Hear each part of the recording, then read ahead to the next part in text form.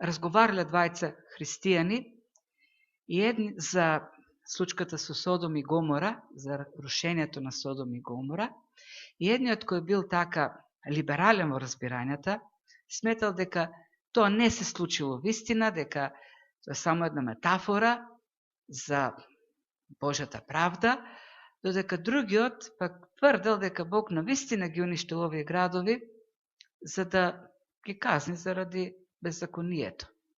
И така во разговорот во еден момент, овој првиот либералниот христијанин рекол: ако Бог е навистина таков како што ти велиш дека е, јас повеќе нема да верувам во него. Многумина реагираат на таков начин и се водат по малку чудна логика. Нашето одбивање да веруваме во Бог таков каков што е, воопшто нема да направи Бог да не суштества повеќе таков каков што е. Нити пак нашата промена на представата за Бог нема да ја промени реалноста за Бог. Ние можеме да се создаваме каква сакаме представа, но тоа нема да ја смени Божјата реалност.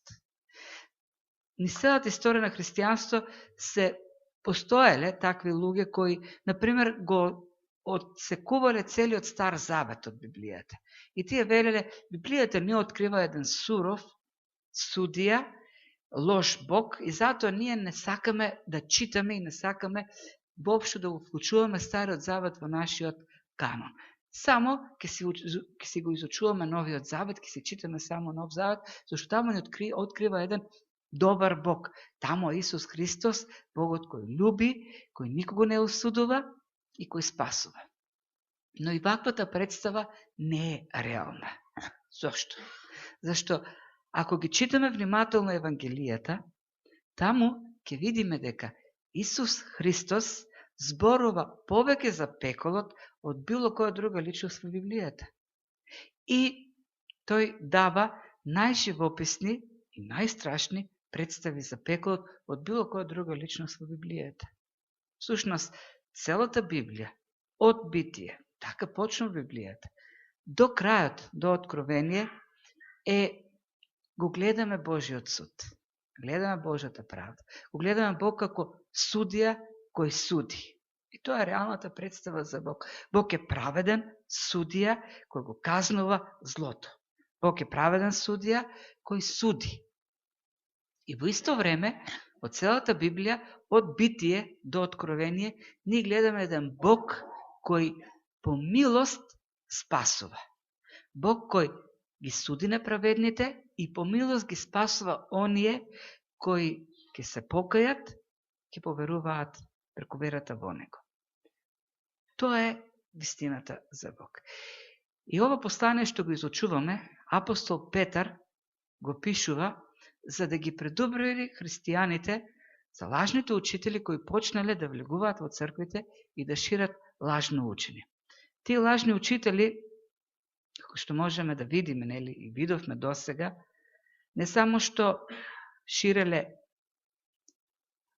лажни учења, туку и нуделе небиблиски модели на поведение. Ке видиме ние понатаму, во наредните изучувања, тие се раководели од своите телесни похоти. Ке видиме дека тие го отфрлеле авторитетот, како на Господ Исус Христос, така и на апостолите. Тоа се луѓе кои ги отфрлаат властите, духовните власти. Тоа се луѓе кои нивните следбеници ги користат за своите страсти, тоест служат од користолюбие, и коренот на нивната ерес е отфрлањето на второто Христово доаѓање. А зошто го отфрлат второто Христово доаѓање? Зашто Христовото доаѓање, второто Христово доаѓање е доаѓање за суд и конечно избавување на праведните. Ако Христос не дојде, неговото дело останува недовршено. И лажните учители го негираат, го одрекуваат второто Христово доаѓање. И апостол Петар, всушност во ова послание, и посебно ќе видиме во овие стихови што ќе ги изучуваме, вели: да, Христовото доаѓање, Христовиот суд се одложува. Бидејќи Бог не сака да погинат луѓето, туку сака да стигнат до покаяние. Но тоа не значи дека Божиот суд нема да дојде. Божиот суд со сигурност ќе дојде. И за таа цел, тој дава неколку примери од Стариот Завет кои го покажуваат Божиот суд. Го покажуваат Бог како праведен судија кој ги казнува злите. И при тоа, во истите тие случаеви, гледаме како пак Бог ги спасува праведните. Тоест ги спасува оние кои се доверуваат нему. Ги спасува оние кои одат по Божиот пат. Ги спасува оние кои веруваат во Бог. И преку овие случаи што ќе ги видиме, неколку, основната идеја што сака да ја представи овдека апостол Павле, со една реченица, ако можеме, сите овие стихови што ги прочитавме, да ги представиме, би гласила вака. Бидејќи Бог ги суди неправедните и милостиво ги спасува праведните, да се охрабриме, да останеме посветени во следењето на Божиот пат, во овој безбожницки свет и да се спротивставиме на сите лажни учења. Тоа е основната идеја. И веќе го прочитавме текстот. Овие стихови се како една долга реченица. Во оригиналниот текст тоа е една долга реченица во која е следена логиката на причината и последицата. Други зборови Петар вели: ако Бог не ги поштеди и ангелите што паднаа, ако Бог не го поштеди древниот свет, туку го потопи, го уништи во потоп, а го спаси само Лот и неговото Ное и неговото семејство. Ако Бог не ги поштеди жителите на Содом и Гомора, а го спаси само Лот и неговото семејство, тогаш имаме сигурен доказ дека Бог ги казнува неправедните, а милостиво ги спасува праведните. Тоа е така некако звучи мислата на апостол Павле. И тука во неколку пати, ако бидеме верни на преводот, на оригиналниот текст, се повтора постојано. Ако или зошто, и на крајот завршува во 9 и затоа можеме да бидеме сигурни дека Бог знае како да ги спаси праведните. Ајде да видиме која е идејата. Прво почнува со изложување на неколку примери дека Бог ги казнува неправедните. Бог е судија кој ги казнува неправедните. Да, Бог е љубов, Бог е добар, но Бог е и праведен Бог кој го суди, го казнува злото. Дава, реков, 3 примери. Првиот пример е со ангелите. И вели: зашто Бог, кога не ги поштеди ангелите што сгрешија, туку ги фрли во пеколот со веригите на мракот и ги предаде да бидат држани до судот. Гледате, мислата продолжува. Што сака со тоа да каже? Зашто Бог, кога не ги поштеди ангелите. Што значи тоа? Ајде ќе видиме. Значи, почнува со судот на ангелите. Ангелите, знаем од Библијата, се духовни суштества кои првично се создадени како праведни, како свети, како повозвишени од човекот. И тие се одредени да живеат на небото во Божјото присуство. Меѓутоа се случува пат на дел од ангелите кои се повлијаени од сатаната, кој е некако водач на ангелите. Тој се возгордава, сака да биде како Бог, сака да го заземе местото на Бог и повлекува во неговиот греф или бунт против Бог определена бројка на ангели.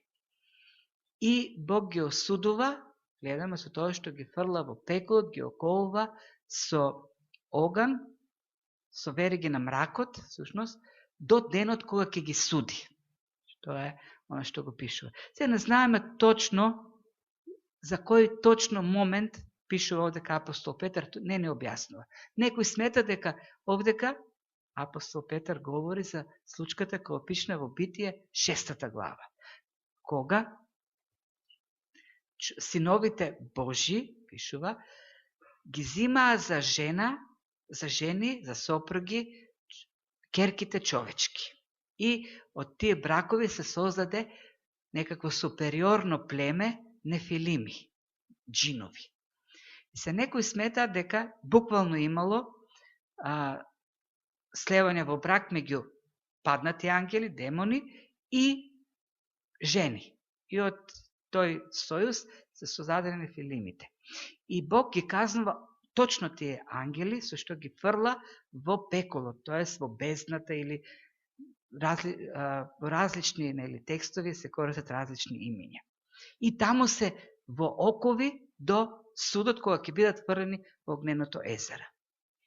Други сметаат дека овде апостол Петар мисли на она првичното паѓање, на ангелите, на демоните, и тогаш една бројка е затворена во пеколот, во бездната, во абисот, и таму се држани до судот.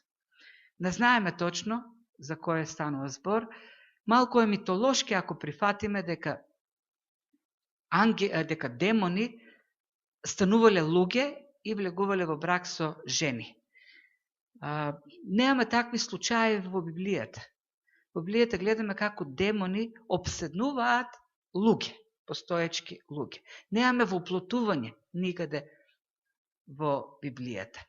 Затоа, согласно со оние што велат, како например Джош Мекартур, дека всушност овдека демоните обседнувале луѓе и ги терале да влеваат во брак со известни, со некои жени и тие ангели потоа се казнати. Како и да е.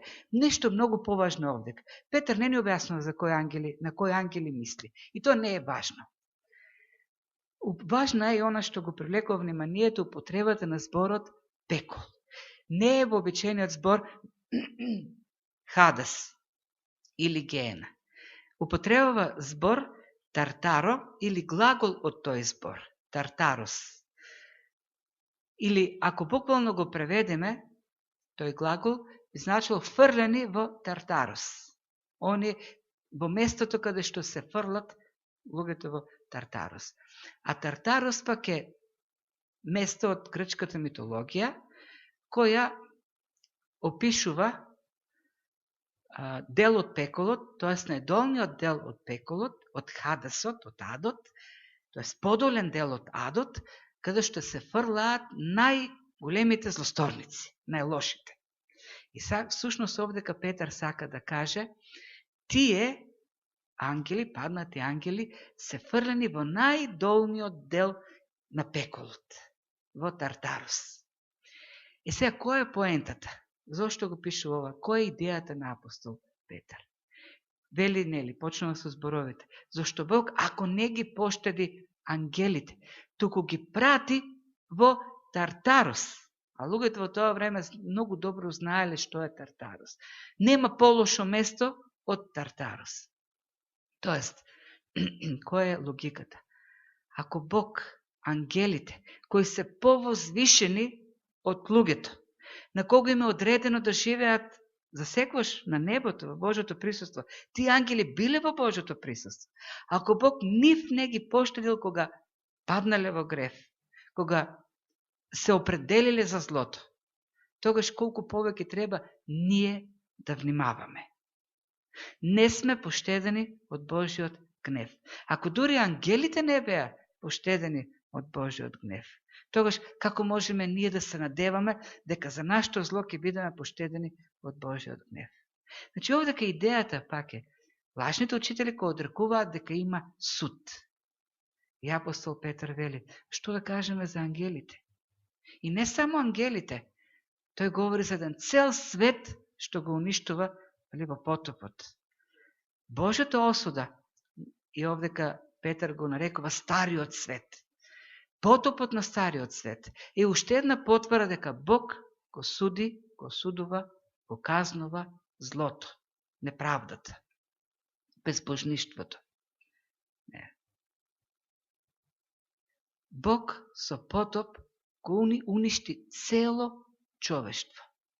Ние денес велиме, не е можно Бог да го уништи целиот свет. Ми Бог веќе еднаш го направи тоа, со исклучок, на едно семејство кој беше качено на бродот. Тоест, сите што не беа на бродот, беа уништени. Беа спасени само оние кои се качија на бродот. Овој настан многу пати ја губи вистинската смисла, вистинската поента, поради многуто дискусии кои ги водиме околу тоа, околу геологијата, дали овој потоп е планетарен или е локален, дали какви би биле геолошките импликации ако Бог навистина е потопил целата земја, дали би издржала на таков потоп. Па, од каде толку вода и така натаму. Поентата овдека е дека Божиот суд го уништи сето човештво, освен оние кои се качија на коработ. И ако потопот беше страшен суд, тогаш апостол Петар сака да ни каже, треба да внимаваме ние денес, зашто доаѓа уште пострашен суд. Овој настан Петар ќе го спомне и понатамо во наредните стихови, во 10 стих, каде што ќе направи споредба. Тогашниот суд, вели Петар, беше со вода, со потоп, а судот што доаѓа, со второто доаѓање, ќе биде со оган, нешто уште пострашно. И со други збори Петар сака да им каже, вратете се назад во времето. Ако Бог го потопи неправедниот свет, тогаш со вода, зошто нема да го направи тоа со оган како што ветил со Христовото доаѓање? Затоа да внимаваме, зашто не очекува суд кој е уште пострашен од првиот. Сите оние кои нема да се качат на бродот Исус Христос, на спасителниот кораб Исус Христос, ќе загинат во суд. Тоа е вистината, тоа е предупредувањето. Имаме во историјата толку многу времени судови, така може да ги наречеме, кои предупредуваат на вечниот суд, кој ќе дојде со второто Христово доаѓање. Божиот суд над Содом и Гомора, вели Петар, иста потврда дека Бог ги суди неправедните. А градовите Содом и Гомора ги осуди на разорнување и ги претвори во пепел, оставајќи ги како пример на идните безбожници. Како пример не ги остави Содом и Гомора. Значи, овој стих се однесува на оној настан што опишан во Битие 19 глава. Судот над неколку градови на северниот дел на Мртвото море, кои, како што ни пише авторот на книгата Битие во 13 глава, биле многу плодни територии пред да се случи судот. Сето тоа е претворено во сулфур. Бог прати сулфур и оган од небото и сето тоа беше бетонирано во смрт и во бесплодност. И сите кои живееа таму беа уништени. Зошто? Зашто жителите на овие градови биле корумпирани, крајно корумпирани. За стариот свет, во 6 глава, неаме некои детални описи. Меѓутоа, за жителите на Содом и Гомора имаме информација. Во 19 глава на Битие, кога двајца ангели отидоа во Содом, за да го предупредат Лот и да го избават од судот, пишува дека целиот град, и мажи, и жени, и стари, и млади, и тинејџери, и деца, и возрастни, се собраа пред куќата на Лот. Зошто? Ги побараа двајцата ангели да вршат блудство врз нив, да ги силуваат. И мажи, жени, старо и младо се собраа. Излегоа ангелите и ги ослепија сите. И тие не престанаа да го барат онаа за кој што беа дојдени. Гледаме каква корумпираност. Езекил дава една друга информација. Биле многу богати. Знаеме дека тие места биле посебно плодоносни. Реката Јордан од двете страни на брегот ги напоевал изобилно. Биле богати. Биле многу скржеви. Воопшто сакале да чујат, да помагаат на бедните. И што се случува? Бог ги уништува. И што е важно? Апостол Петар додава овдека на многу важен факт. Дека тој го направи тоа за да ги остави како пример за идните безбожници. Значи, казата врз Содом и Гомора не е еднократен чин со еднократно значење и дејство. Не, тоа ни е оставено како пример нам на сите што живееле пред нас и сите што ќе живеат после нас, дека Бог суди, ќе казнува неправедните. Божиот суд ќе дојде на вистина. Содом и Гомора се потврда за тоа. Тие служат како предупредување за неправедните, за безбожниците, да се покаеме. Божиот суд не е мит, Божиот суд не е бајка, Божиот суд не е приказна, Божиот суд е факт. Низ историјата сме били сведоци на времени Божи судови и очекуваме Христос да дојде за вечниот суд, кој ќе биде најстрашниот настан во историјата на човештвото. И овие, како што кажав, 3 случаеви се сведоштво дека Бог ги суди неправедните. Во исто време, во 2 од нив гледаме потвора дека Бог милостиво исто така и спасува.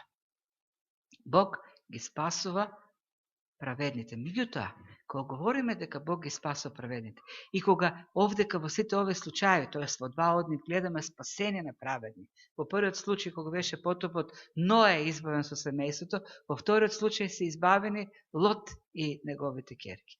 Не треба да извлечеме принцип дека во овие земни судови, времени судови, секогаш праведните ќе бидат избавени од Божиот суд. Не е тоа идејата на апостол Петар. Идејата на апостол Петар е дека преку овие случаеви со Лот и со Ное, всушност, можеме да видиме дека на ескатолошки план во вечноста имаме избавување на праведните. Зошто? Во многу земни времени судови, заедно со неправедните страдаат и праведните.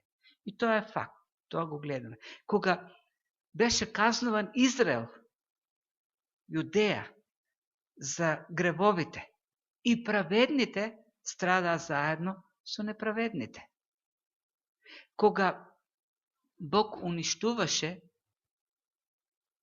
во многу случаеви, страда и праведни, страда и бебиња, страда и мали деца, заедно со оние кои беа виновни за злото.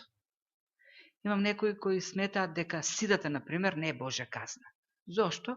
Затоа што заедно со неправедните страдаат и праведни луѓе, например, и христијани дури, поради трансфузија заболуваат. Бебени уште во утробите на мајките се инфектираат од тој вирус. И велат, тоа нема врска со Бог. Јас сметам дека тоа е Божја казна заради растечкото блудство. И фактот што и праведни луѓе страдат, воопшто не ослободува од мислењето дека тоа е Божја казна. Па во катастрофите што се случуваат, во кои што секој пат има Божји прст, страдат и праведни луѓе. На Хаитите имаше пред неколку години земјотрес, страшен земјотрес. Хаитите се познати со блудство и со екстремен окултизам. И јас сметам дека тоа беше Божја казна. Но таму има и цркви, таму има и христијани, вистински верници. И тие пострадаа. Тоа е така зашто во тие времени земни судови, заедно со неправедните страдаат и праведни. Овие илустрации што не ги дава апостол Петар, не се за времените судови. Овие времени судови, всушност сака да каже апостол Петар, се најава за судот што го очекуваме. А во тој суд што го очекуваме, во тој вечен суд, конечен суд, праведните ќе бидат избавени, а неправедните ќе бидат осудени. Тоа е поентата на апостол Петар. И не можеме од тука да се извадиме теологија, некоја просперитетна, како што Ное беше секојаш избавен, како што Ное беше избавен, како што Лот беше избавен, така ние секојаш ќе бидеме избавувани од неболите, кој Бог ги праќа заради казната за злото во овој свет. Не е вистина. Ние ултимативно во вечноста ќе бидеме избавени од секое зло. Кој е поентата, како што реков? Бог ги избавува праведните. Бог ги избавува во вечниот суд. Бог ги избавува, Бог го избави Ное од потопот и со тоа покажува дека милостиво дава спасение на праведните. Го запази само осумчленото семејство на Ное, кога беше првиот свет или стариот свет погубен во потоп, и тоа праведникот на правдата.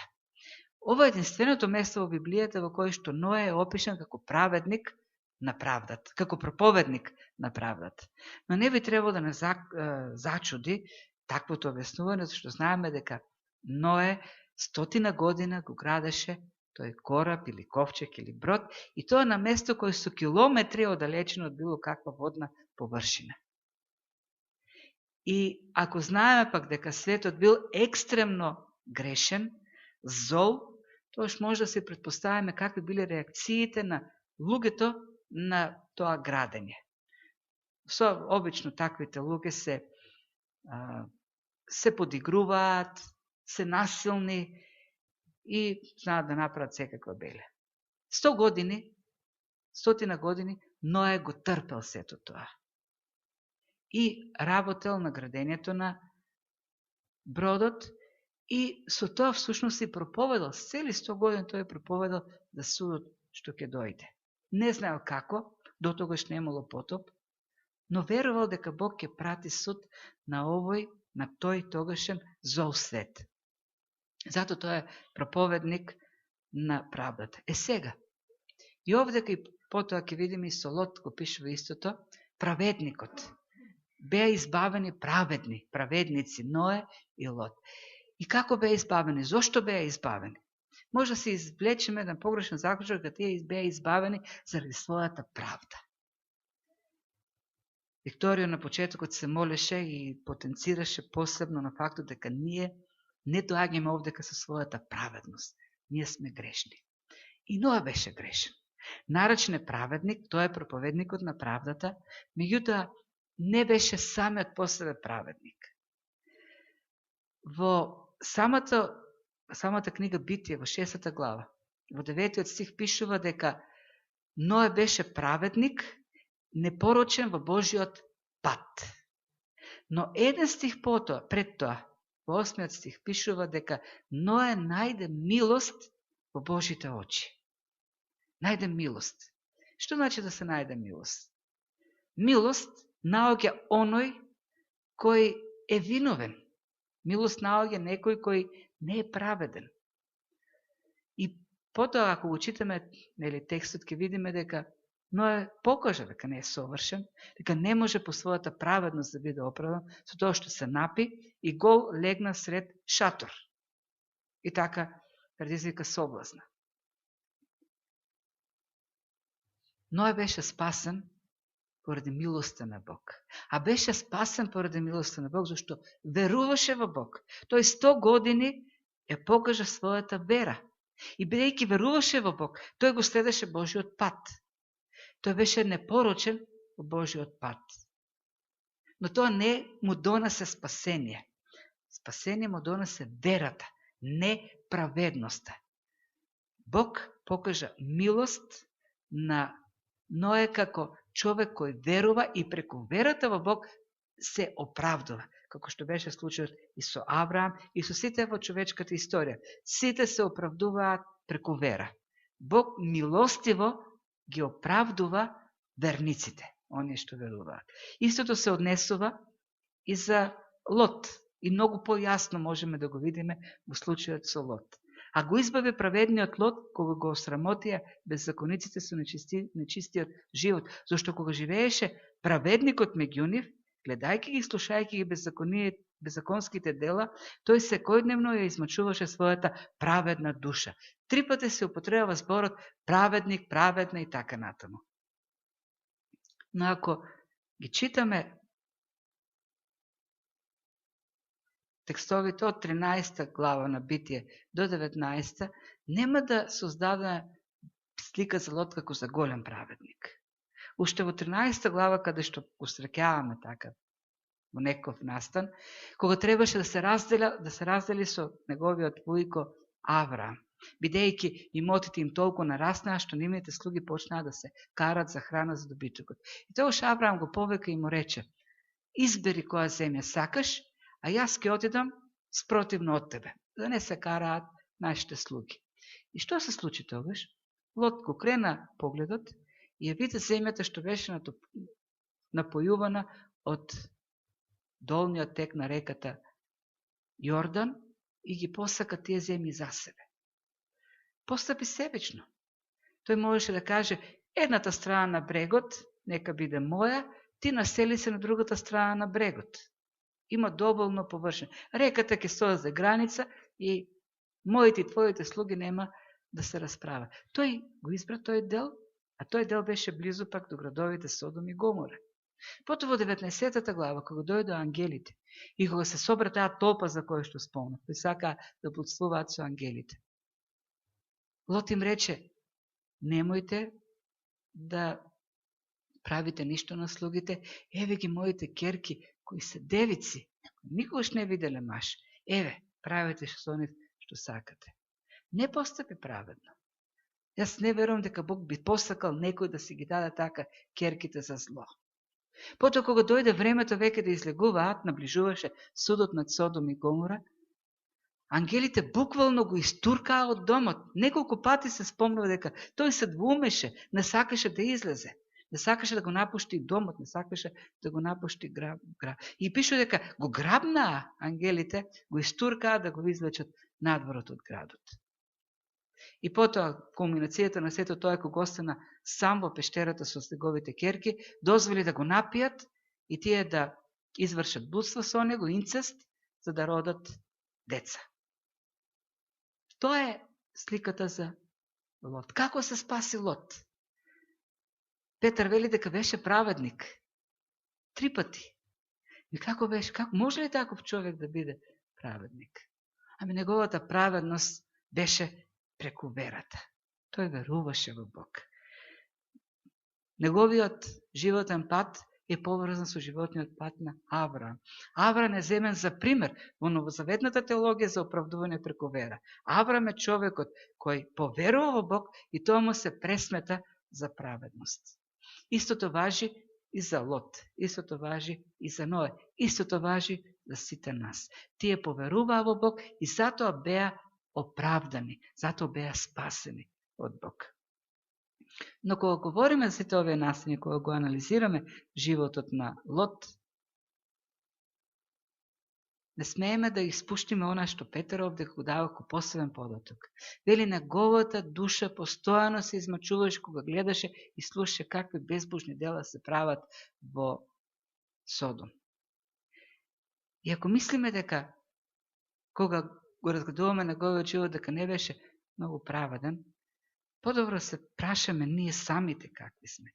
Пишува дека неговата душа се измачуваше. Праведната душа на Лот се измачуваше. Дали денешниот свет е многу поинаков од светот во Содом? А ние гледаме блудство насекаде околу нас. Во филмовите, во музиката, во весниците, кај да отворим има блудство. Се измачува ли нашата душа кога ги гледаме овие работи? Кога слушаме шеги, кои се вулгарни, се смееме ли на нив или се измачува нашата душа? И ако мислиме дека Лот не беше доволно праведен, според нашите стандарди, убаво е да се прашаме дали ние сме пак доволно како него праведни, за да заслужиме спасение. Никој не заслужува спасение. Спасението е по благодат. Бог покажува милост, милостиво ги спасува оправданите, праведните во неговата праведност. И бидејќи се овие случаеви овдека запишани, Петар вели, затоа треба да останеме посветени во верата во Бог и да устоиме на сите лажни учења. Треба да останеме посветени на Бог. Зошто? Зашто Бог знае како да не избави. Судот е неминувен. Само Бог знае како да не избави. Никој друг не може сам да се избави. Имаме овдека случаеви, 2 случаеви. Јас верувам дека намерно апостол Петар го узел за пример Ное и Лот. Ное ни е, иако го има таа сцена последна со неговото пијанство запишена, сепак Ное е еден од најдобрите примери за праведност во Библијата. 100 години ти да устоиш во една работа, да правиш нешто толку безумно во човечките очи и да останеш во тоа. 100 години да правиш нешто што не постоело никош до тогаш, тој градал Брота не знаел што е тоа. Тој очекувал суд преку потопа, не знал што е потоп. 100 години да го прави и да се спротивставаш на целиот свет. Буквално тој се спротивставал на целиот свет во тоа време. И затоа не случајно во Езекил, 14 глава, 14 стих, Бог ги истакнува тројцата праведници и го возвеличува, ја возвеличува нивната праведност на Ное, на Данијел и на Јов. Ное е ставен во таа група, во тоа трио праведници, најправедни луѓе во Библијата. Тоа е Ное. И може би не би се зачудиле за спасението, како Бог го спасил Ное. Не било многу тешко да го избере да го спаси Ное. Меѓутоа, за Лот што да кажеме? Ако има тест некој со оценување, Лот е на минимум од поени, според тоа што го гледаме. И Бог ги дава овие два примери за да каже, да го потенцира ова на крајот. А Бог знае. Тогаш, ако го спасил Лот, ако го спасил Ное, Бог знае како да ги избавува побожните од искушенија, а неправедните да ги држи во маки за судниот ден. Бог знае како да го направи тоа. Живееме во неправеден свет. Обкружени сме од неправда. И слаби сме. Паѓањето виси на конец на секој наш чекор. Но Бог знае, ако му се предадеме, Бог знае како да не зачува. Бог знае како да не избави од неправдата. Ако тој знаел како да не спаси од гревот, и тоа го направил преку жртвување на Синот Божи, тој направи план што никој не би го очекувал да биде направен. Ако знаеше како да го спаси човекот од гревот, тој знае како да го зачува во праведност. Тој знае како да го доведе до вечноста, до вечниот живот во Божјото царство. И бидејќи Бог знае, апостол Петар вели, останете во верата во Бог. Само тој може да ви избави. Ако тој го избавил Ное, кој се справи многу успешно, и ако го избавил Лот, кој едва и го помине испитот, Бог знае како да не спаси, да милостиво да не избави. Наше е, вели овдека текстот, да останеме. И во контекстот на целата книга да устоиме на сите лажни учења кои ни се шират, на лажните учења кои не успокојуваат и кои велат нема суд, Бог е добар, тој сите ќе ги спаси, на крајот сите ќе ги земе во Божјото царство. Не, Библијата потврдува нешто друго. Господ Исус предупредува за нешто друго. Самиот Господ Исус говори за Содом и Гомора и го дава како предупредување дека не очекува уште пострашен суд од судот на Содом и Гомора. Ако го правиме тоа, ако следиме примерот на верата на Ное и на Лот, со сигурност, дури во страдањата, ќе искусуваме радост која ќе дојде Христос. Христовото доаѓање ќе биде миг на радост и бескрајен очај. Од тоа, дали ќе останеме во верата, зависи каков ќе биде нашиот однос кон Христовото доаѓање. И на крајот, како некој заклучок, во некои средини, либерални средини, кога се чита Јов 3.16, а тоа е омилениот стих на таквите кругови, се испушта еден многу важен дел. Да не погине никој. И се вели, зашто Бог толку го возлюби светот, што го даде својот единороден син, да секој што верува во него, да има вечен живот. Што е испуштено? Да не погине никој. Зошто го испуштаат тој дел? Зошто не веруваат дека некој ќе погине? Зашто веруваат дека сите ќе бидат спасени? Господ Исус дојде на земјата, отиде на крстот, умре и воскресна. Не за да имаме некаква маглива представа за неговата љубов, туку јасно да ни даде до знае дека неговата смрт не избавува од суд. И секој што верува ќе биде избавен од суд кој е реален. Судот си постои, си стои, останува судот. Христос дојде за да ги избави луѓето, оние кои веруваат од тој суд. Тој го зеде на себе тој суд. Оние што не веруваат, суд останува. Христовото доаѓање ќе биде за суд на таквите луѓе. Текстот е многу јасен. Ангелите кои изгрешија не беа поштедени. Стариот свет не беше поштеден. Содом и Гомора и околните градови не беа поштедени. Зашто Бог ги суди неправедните. Лот беше поштеден и спасен. Ное и неговото семејство беа избавени. Зашто Бог милостиво ги спасува оние кои веруваат во Него и биват оправдани преку таа вера. Бог милостиво ги оправдува оправданите во Исус Христос.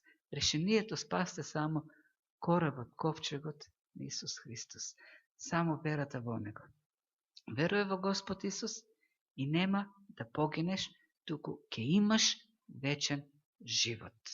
Ако не веруваш, и тоа е обратната логика, ако не веруваш, нема да имаш вечен живот во Божјото царство, ќе погинеш во блаките во пеколот, во Божјиот суд.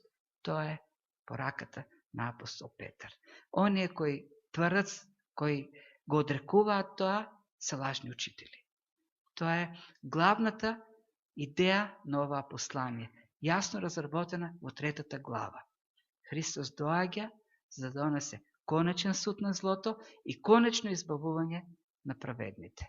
Верата во Христос настава на страната на избавените. Затоа да останеме во верата и да устоиме во овој свет, колку да притиска, колку и да ја замаглува вистината, колку и да не заблудува, да останеме во вистината, зашто судот доаѓа.